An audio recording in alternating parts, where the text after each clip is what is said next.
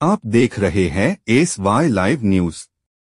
विधान परिषद के उपसभापति एवं शिवसेना के वरिष्ठ नेता डॉक्टर नीलम गोहे के खिलाफ अपमानजनक टिप्पणी करने वाले उबाठा के संजय राउत के विरोध में युवा सेना के पदाधिकारियों ने ठाणे के टेम्भी नाका स्थित आनंद मठ के बाहर जूता मारो विरोध प्रदर्शन किया। ठाणे से सारापुरी की रिपोर्ट।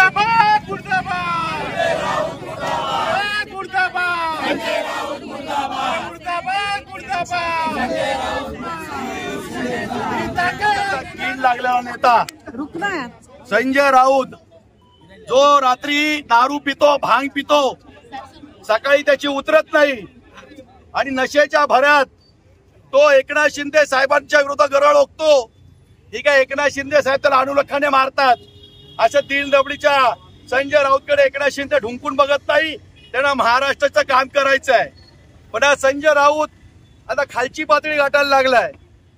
दिल्लीमध्ये साहित्य संमेलन झालं।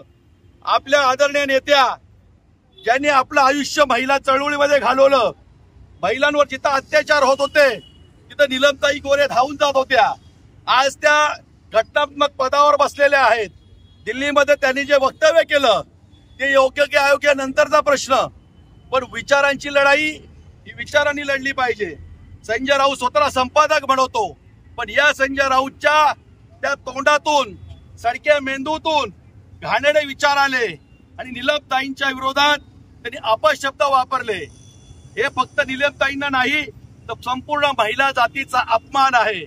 त्यामुळे आज पूर्वेची सरनाईक युवा सेनेचे कार्याध्यक्ष आहे, मी स्वतः युवा सेनेचा मुख्य सचिव राहुल लोंढे आहे, नितीन आहे, विराज आहे, जितू आहे, ऋषिकेश आहे, पूजा आहे, श्रद्धा आहे, सगळे कार्यकर्ते आज ठाण्यामध्ये जमले युवा सेनेचे की संजय राऊत हा आता वैफल्यग्रस्त झालेला आहे। आम्हाला वाटतं तो पृथ्वीवरचा नाही तर कुठल्या परग्रहावरून आलेला माणूस आहे, एलियन आहे, पण त्याच्या मेंदूमध्ये जी सडके विचार आहेत ते आज आम्ही अनोख्या पद्धतीने बाहेर काढण्याचा प्रयत्न केला।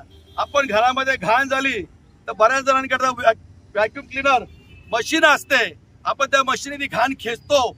आज आम्ही तेच केलं की संजय राऊतचे पोस्टर आम्ही आणले, व्हॅक्यूम क्लीनर मशीन आणली आणि संजय राऊतच्या सडक्या मेंदूमध्ये जी घाण साचलेली आहे या व्हॅक्यूम क्लीनरने बाहेर काढण्याचा आम्ही प्रयत्न केलेला आहे।